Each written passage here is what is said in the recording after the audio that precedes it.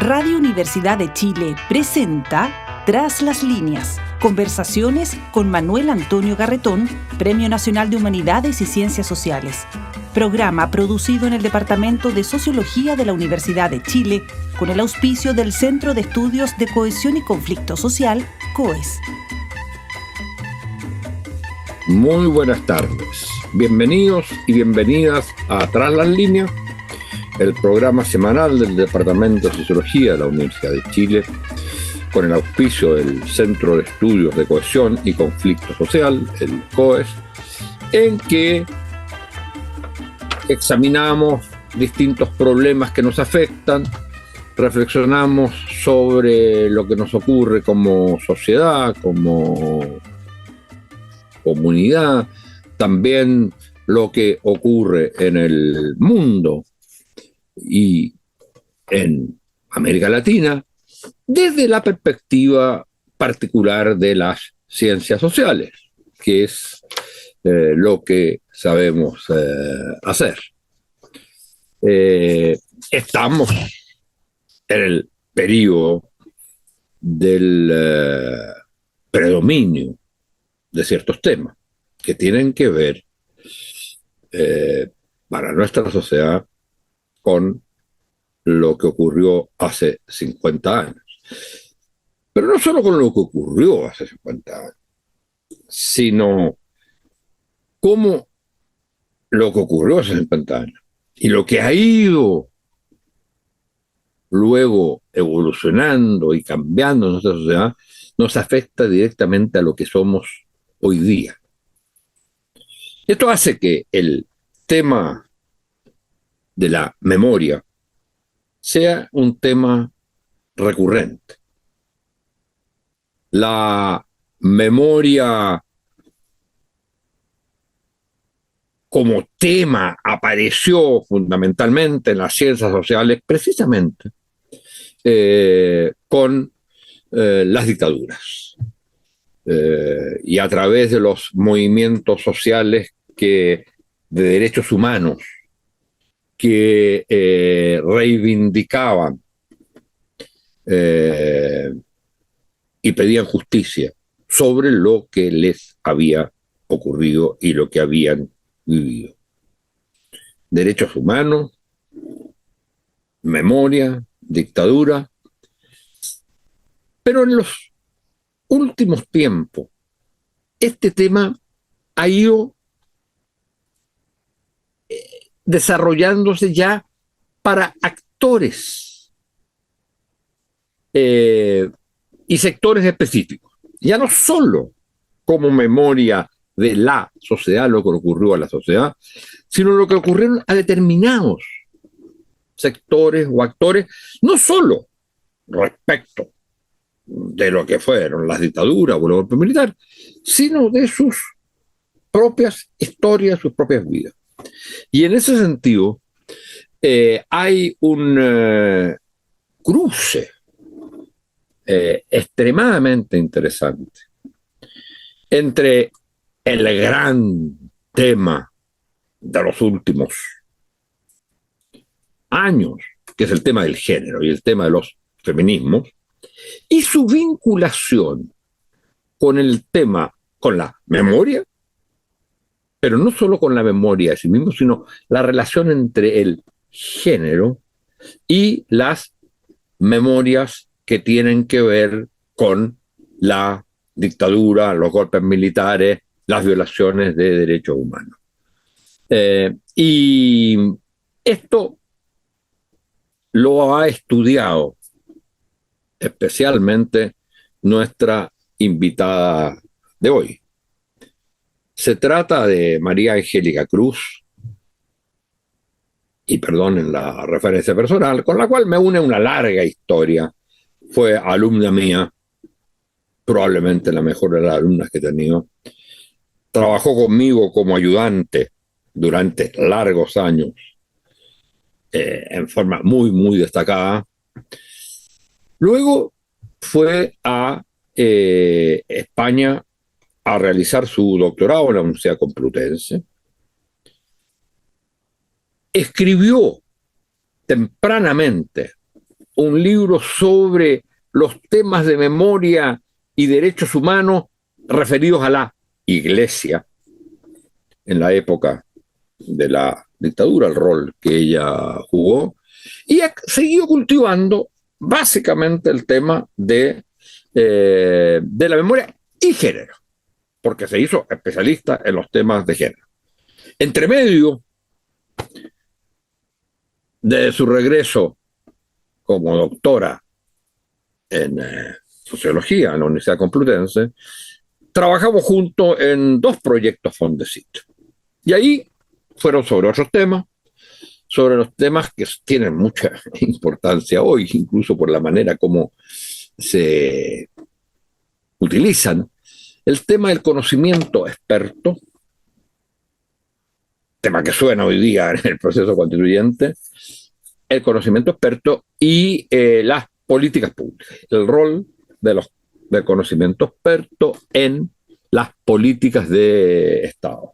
Hicimos un largo estudio con Félix de Aguirre y ella y otros, digamos, personas que colaboraron de Fondesit sobre este tema del conocimiento experto y el rol que juega y la relación en las políticas públicas y la relación que tiene con la política propiamente tal y las decisiones que toma el Estado. Pero hoy vamos a hablar del tema principal que ella trabaja. Ella es además vicedecana de la Facultad de Ciencias Sociales, lo fue de la de Humanidades, fue la directora fundadora de la unidad de género y de inclusión y de igualdad y diversidad, precisamente en la misma universidad en que ha sido profesora titular del Departamento de Sociología, es profesora titular y al mismo tiempo fue vicedecana, que es la Universidad de Valparaíso, la Universidad Pública de Valparaíso. Bueno, vamos entonces a conversar sobre estos temas partiendo de una idea que ella plantea como hipótesis de muchos de sus trabajos. Y es que la manera como los feminismos encaran el problema de la violencia en Chile tiene directa vinculación con las memorias sociales en la época de la dictadura. Y uno de los sujetos que ha investigado Angélica Cruz es las presas políticas de la época de la dictadura. Y ahí de nuevo el tema memoria, género, derechos humanos. Muy buenas tardes, Angélica, muy bienvenida. Y yo quisiera partir con esta manera como tú ves, esta relación que tú ves entre la manera como los movimientos feministas reaccionan contra la violencia y su vinculación con precisamente las memorias sociales de lo que fue la violencia en la época de la dictadura. Muy bienvenida. Muchas gracias, Manuel Antonio. Un honor que me invites y siempre es muy bonito seguir en contacto contigo, así que agradecida. Hay una primera forma de entrar al tema que es clásica en la gente que investiga estos temas, y es que las memorias sociales del pasado no se hacen solo para recordar qué ocurrió, sino que se hacen siempre en función de las luchas del presente. Entonces, esto ya voy a entrar a lo de los feminismos, pero no ocurre solo con los feminismos, sino que distintos movimientos sociales, distintos actores sociales recuerdan, construyen sentidos del pasado en función de lo que pasa en el presente y lo que quieren para el futuro. Entonces, nosotros tenemos un movimiento fuerte de derechos humanos que interpela a la sociedad chilena respecto al reconocimiento de las violaciones de derechos humanos en los 90, pero después, y eso fue muy importante porque se logró efectivamente construir una verdad oficial respecto de que había existido terrorismo de Estado, que teníamos detenidos desaparecidos, que teníamos tortura, que teníamos exilio. Y eso ocupa gran parte de la agenda de los 90 y ocupa las políticas públicas de memoria que conocemos, pero otras dimensiones de la dictadura quedaron un poco subestimadas. Entonces nos demoramos en no solo reconocer la violencia política directa, sino que otras dimensiones de la violencia de ese pasado. Después lo hacen los estudiantes. En el 2011 es el movimiento cuando dicen no al lucro, también son los que empiezan a recordar algo que sabíamos, pero no terminamos de dimensionar, que es que la dictadura no solo había violado derechos humanos, había impuesto un modelo económico y había terminado con la educación pública tal cual como la conocíamos. Lo que ocurre con los feminismos yo lo interpreto como un tercer momento, es decir, los feminismos que se activan masivamente, porque el feminismo viene existiendo hace muchos años, pero las movilizaciones más masivas que conocemos, 2013, 2014 en adelante, vienen a poner esa otra dimensión que ya no es solo la memoria de las víctimas directas, ya no es solo el reconocimiento de la imposición de un modelo económico, sino que también que algo pasó con el género en dictadura y que eso está ligado al presente. Entonces, la parte como novedosa que hacen los feminismos es vincular sus demandas del presente. Esto se hace muy fuerte a partir, por ejemplo, del Mayo Feminista del 2018, pero venía de antes. Y entonces logran leer los efectos de la dictadura en términos de lo que pasa en el presente. Lo voy a graficar con una consigna que ocurría en Valparaíso por ahí por el 2016, y es que teníamos constantemente la romería muy parecida en Santiago, que era una clásica marcha muy del dolor, ¿no? Que terminaba en el memorial de los detenidos desaparecidos, que iban siempre los partidos políticos, los íconos eran víctimas en masculino, y interrumpen en la Plaza Aníbal Pinto un colectivo feminista con un gran lienzo que dicen ni un golpe más. Entonces, juntan la conmemoración del golpe de Estado, el rechazo a la violencia política del golpe de Estado, con los golpes como metáforas de todo lo que es la violencia de género. Entonces, los feminismos lo que hacen en el movimiento de mujeres es hacer una lectura del pasado en función de decir esto que pasa en el presente y que se ha politizado de manera masiva, la violencia de género, tiene que ver con el tipo de sociedad que heredamos. Por supuesto que es más, empieza antes y continúa después temas de violencia de género, pero juntan la lucha feminista con las luchas que tenían que ver con la dictadura. Entonces, es una cosa que no siempre se ha visibilizado.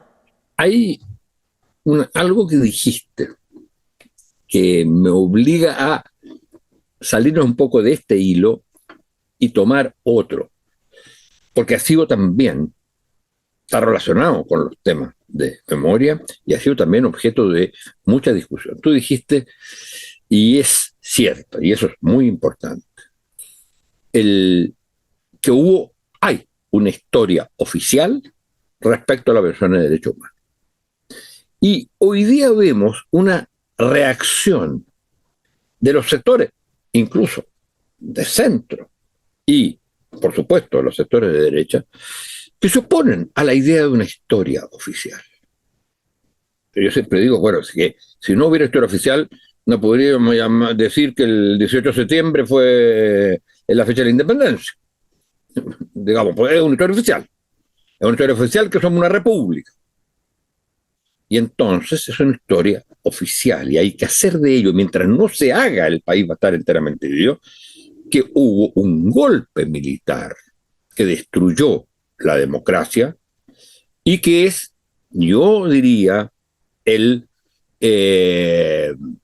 elemento fundante, el hito fundante de la sociedad que vivimos hoy. Y la sociedad que vivimos, porque la sociedad que vivimos hoy es, en parte, por supuesto, es también reflejo de lo que fueron las luchas, del aspecto positivo, de lo que fueron todo el periodo de construcción post-dictadura, de construcción de democracia. Pero es, a diferencia incluso de otras dictaduras latinoamericanas, está presente en todos los aspectos. Y es un golpe que parte por el asesinato, que parte por el crimen. En otras partes hay golpe y después vienen los crímenes. Aquí es el crimen mismo, que es el bombardeo de la moneda. Yo creo que el gran problema de eso es no poder establecer primero un parámetro histórico, porque la historia es una cosa, sabemos que no existe una historia 100% homogénea ni positivista, pero tampoco se puede caer en relativismo tal donde uno va a negar ciertos hechos. El bombardeo de la moneda es un hecho. la violación de los derechos humanos igual, y hubo que construirlo y documentarlo para poder demostrar y convencer, pero más allá de esa disputa entre memoria y historia, donde la historia tiene que sentar las bases de lo que ocurrió y las memorias están abiertas a la diversidad, a la subjetividad, al pluralismo, hay un límite ético, es decir, una sociedad que no puede reconocer que hubo golpe de Estado y que hubo violaciones de derechos humanos, no puede construir un sentido agonístico en la democracia, es decir, no puede procesar el conflicto dejando de lado una discusión eterna de si esto fue golpe de Estado o es dictadura o no es dictadura. Lo que sí hay que reconocer es que hay experiencias biográficas, familiares, de grupos sociales, y hay conflictos respecto de cómo se recuerda la unidad popular o cómo se valida o no se valida ciertas cuestiones de la dictadura en términos de las posiciones políticas que tiene la gente. Pero eso no puede suponer de que uno niegue la necesidad que tiene toda sociedad post-conflicto, porque esto no es solo de Chile, de establecer una verdad en el sentido de un mínimo ético común y compartido que tiene que ver efectivamente con cuestiones en que no se puede relativizar la violación de derechos humanos. Es decir, no, y no se puede relativizar el golpe de Estado. No. Otra cosa es que uno pueda cognitivamente comprender con distintas posiciones por qué se llegó a eso, pero desconocer el golpe de Estado y cómo se quiera la democracia en eso es un tremendo problema. Significa un fracaso en las políticas de memoria, y tiene que ver con que nuestras políticas de memoria no han permeado la educación, por ejemplo, lo suficientemente, y entonces la gente, sobre todo las nuevas generaciones, siguen dependiendo de la familia en la cual se han criado. No, si la familia dice una cosa o dice otra, en una sociedad tan segregada, familia, barrio, colegio, te lleva a una cosmovisión donde es solo la herencia familiar, y eso es un problema. Bueno, es que ahí está, bueno, la discusión conceptual es complicada, pero ahí está el punto central.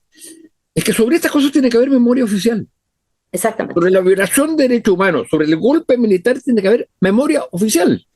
Así es. Y eso es lo que permite precisamente que sea a través de los sistemas de educación, por ejemplo. O de Porque los si no, límites lo a que la opinión tenemos pública. en las memorias es la suma de las memorias de las familias. Exactamente. Y el país como comunidad histórica deja de tenerlo. Ahora,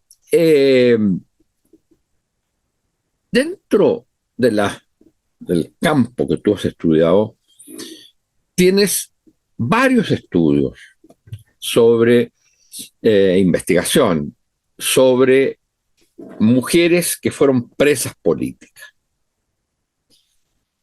¿Qué aspecto como distintivo tienen esas memorias, las mujeres que fueron presas políticas? Y si eso ha ayudado a construir o a avanzar en la memoria colectiva y no solo la de un grupo. Creo que una de las cosas más importantes que muestra el trabajo de testimonios con las expresas políticas es que en general las personas que vivieron el presidio político, hombres y mujeres, fueron interrogadas bajo la lógica del testimonio de la verdad jurídica, es decir, son sobrevivientes de los centros de tortura, donde se les consulta por qué pasó con los detenidos desaparecidos. Entonces, en general, su propio relato es o lo que les pasó a otros que desaparecieron, o lo que les pasó a ellos para acreditar una causa judicial. Pero ahora que se abrió la investigación mucho más ligada a preguntarles qué significó para ella estar presa y cuáles son las consecuencias que eso tuvo, tiene la complejidad de mostrar que en una sociedad como la nuestra, que está atravesada por la desigualdad de género, sería imposible que las memorias del pasado reciente no estuvieran generizadas. Entonces, es distinto escuchar a un varón que a una mujer. Es distinto porque las posiciones sociales que ocupaban varones y mujeres en el momento del golpe estaban atravesadas por desigualdades sociales y estaban marcadas por distintas inserciones, y lo que ellas van a recordar y lo que ellas van a demandar a la sociedad y lo que ellas van a transmitir permite entender los desafíos pendientes. Por ejemplo, cuando yo le pregunto, que lo he hecho para poder contrastar, a un varón, cuéntame tu historia en la dictadura, cuéntame tu historia política, perdón. Él me dice, bueno, cuando entré al partido en la universidad. Y empieza, ¿no?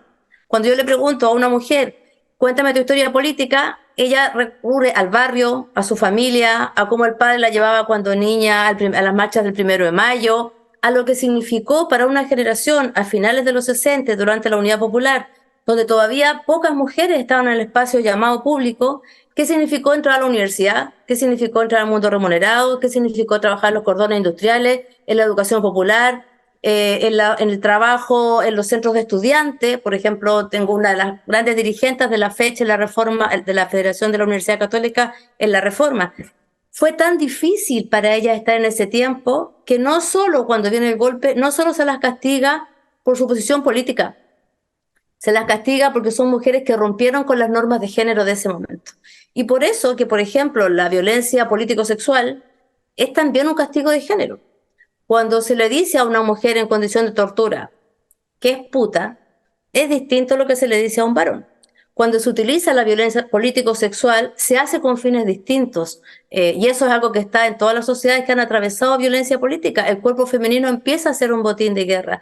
Entonces, cuando nos abrimos la pregunta del género y escuchamos a las expresas políticas, aparecen cuestiones que no es que no las supiéramos, pero no estaban dimensionadas en qué significó vivir, por ejemplo, violencia político-sexual como una forma de castigo específico, pensado y sistemático hacia los cuerpos femeninos.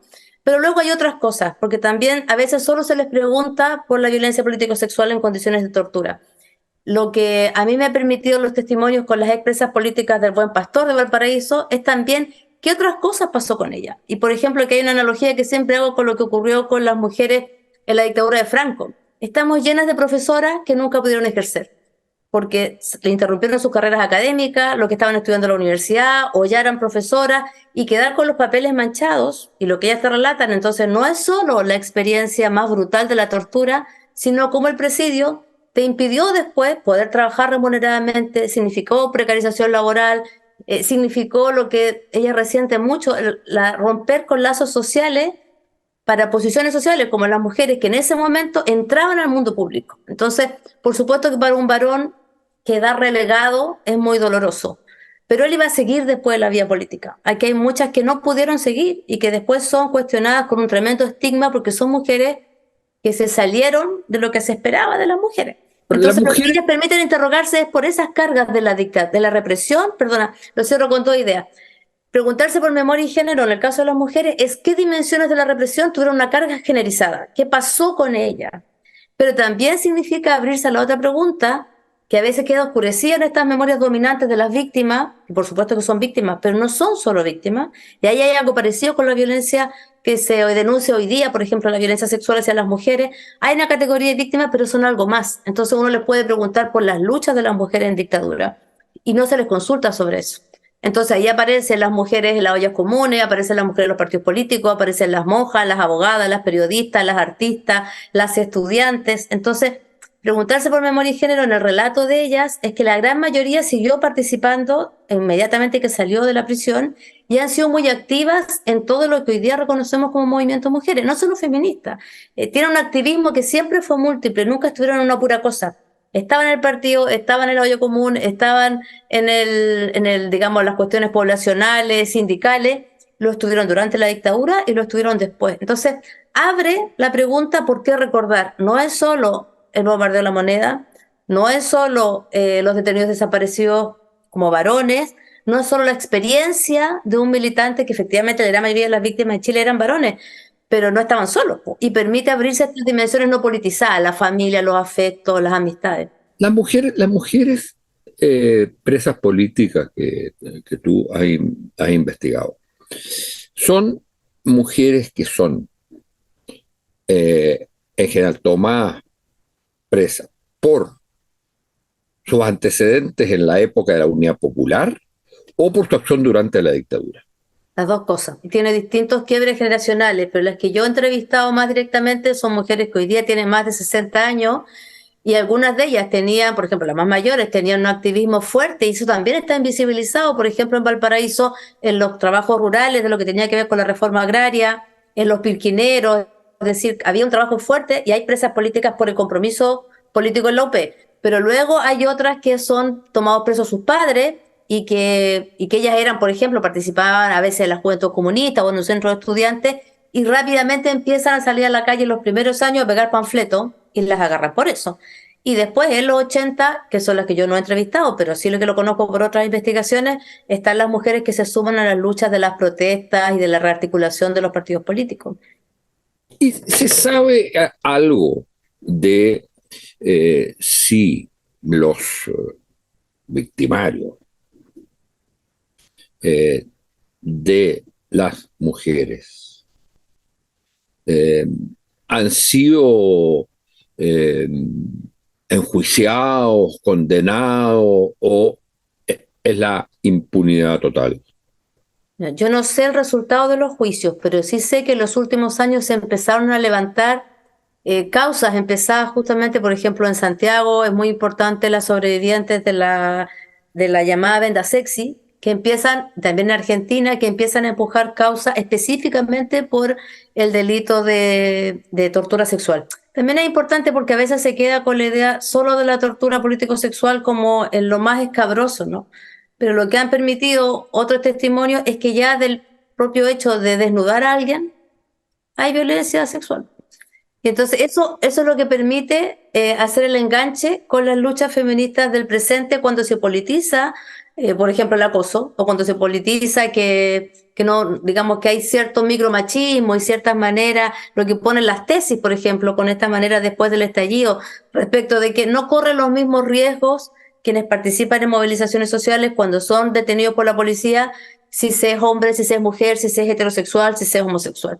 Entonces, más allá de las causas específicas, que la mayoría están impunes, pero se han empezado a levantar casos en contra de la violencia político-sexual más dura, lo que se conoce como violación, pero hay luego todo un espectro hacia atrás que permite entender por qué el cuerpo femenino es un cuerpo disponible, sobre todo en condiciones de donde se suspenden todos los derechos fundamentales, pero que se repiten. Es decir, nosotros vimos para el estallido social como otra vez hubieron denuncias, y también habían ocurrido antes las movilizaciones estudiantiles del 2011, solo que no tenían la misma publicidad, respecto de que si Carabineros en el carro policial agarra a un estudiante, varón o mujer, tienen riesgos distintos en términos de la posibilidad de ser agredida.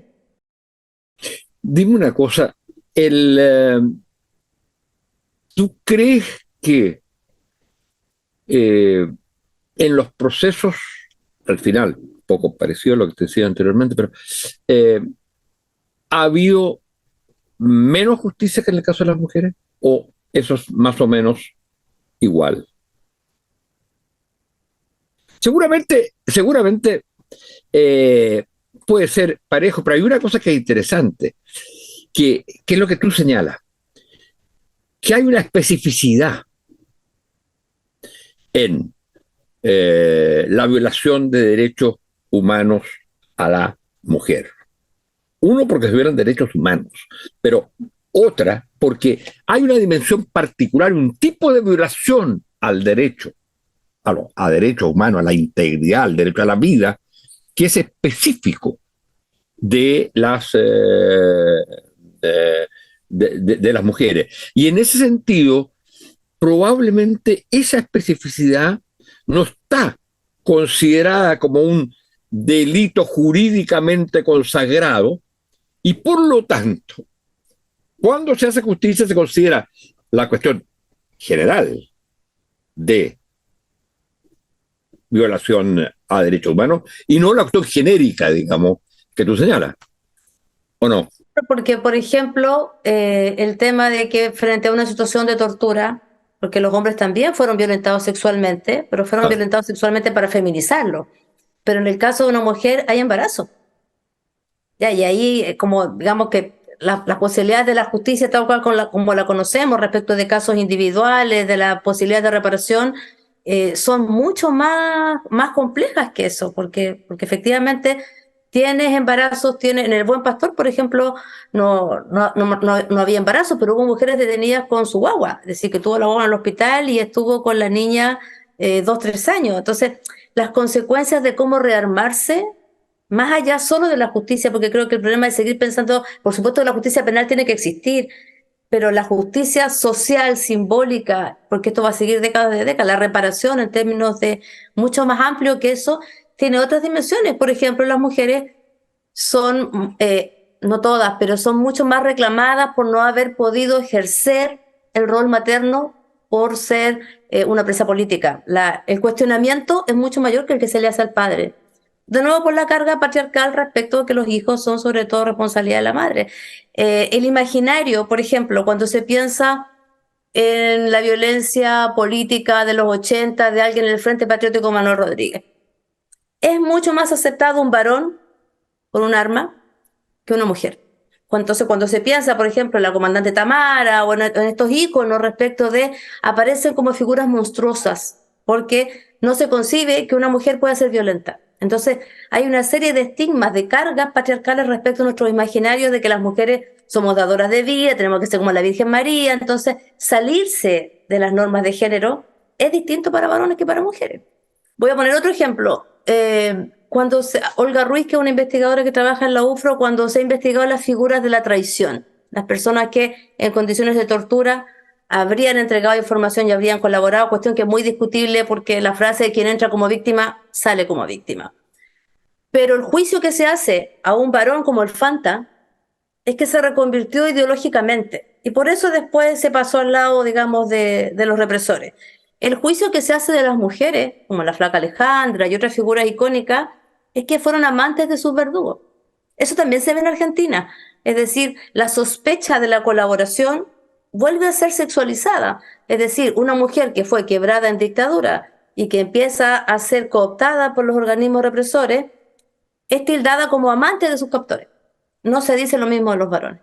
Entonces tú no dejas nunca de salirte de un cuerpo femenino que está sexualizado. Hay una famosa teoría sobre eso, además, que el síndrome de Estocolmo. Además, entonces, por eso es que cuando vienen por eso es que la pregunta del género en las memorias no es solo qué pasó con las mujeres en materia de represión, es preguntarse por sus luchas, pero es preguntarse por la articulación entre memoria y género. Entonces hay autora, Hilary Hinner, por ejemplo, que hace un análisis de cómo las políticas públicas de memoria, el informe Rating y otras, tienen una carga de género por la manera en que conceptualizan a un Estado como masculino versus las víctimas como femenina.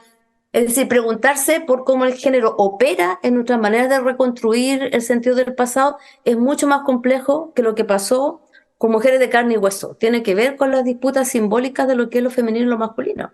Y por eso es que se hace ese engarce entre las movilizaciones feministas del presente, donde las mujeres más jóvenes, las estudiantes, recogen este legado también con distancia, porque no es un legado que se pase 100%, como tú entrevistabas hace poco a María José Reyes, con quien hemos trabajado también en temas generacionales, es una dialogía, ¿no?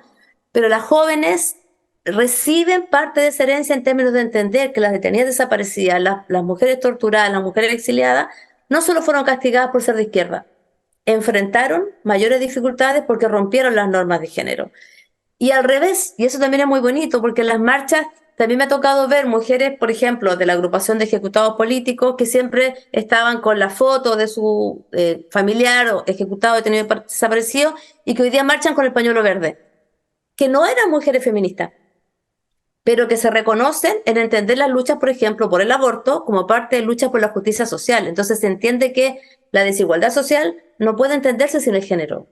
Y bueno, y hay otras cosas que tampoco vemos de la memoria, por ejemplo, lo que interpelan hoy día las disidencias sexogenéricas respecto de cómo también no se interrogan las memorias de quienes no entraban en la norma de género por digamos, sus orientaciones, sus prácticas homoeróticas. Entonces, y siguen, ¿no? Porque esto además se intersecta. Si tú te preguntas esto, mezclado con clase, mezclado con racialización, no es lo mismo lo que pasó con las mujeres pobladoras, lo que pasó con las mujeres profesionales, o lo que pasó en el campo, o en la ciudad, o con mujeres indígenas, o etcétera.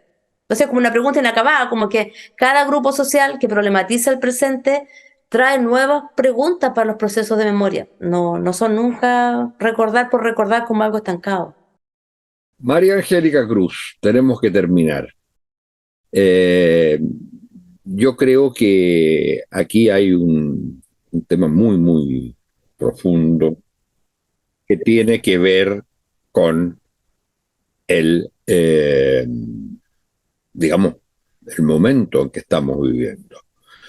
Y en ese sentido, teniendo en cuenta que probablemente el principal movimiento social de los últimos años ha sido el feminismo, y que estamos viviendo un momento de conmemoración del crimen más grande de la historia de Chile, volver a pensarlo en términos de este nuevo paradigma o manera de ver el mundo que significa el feminismo, volver a pensarlo, el golpe militar, la dictadura, desde su dimensión de género, yo creo que es un enorme aporte. Así que muchas gracias por haber estado con nosotros y muchas gracias a ustedes, señoras y señores, auditoras y auditores. Gracias por el espacio. Que siga el programa, que siga tu programa. Abrazo. Gracias. Chao. Radio Universidad de Chile presentó Tras las líneas, conversaciones con Manuel Antonio Garretón, Premio Nacional de Humanidades y Ciencias Sociales. Programa producido en el Departamento de Sociología de la Universidad de Chile con el auspicio del Centro de Estudios de Cohesión y Conflicto Social, COES.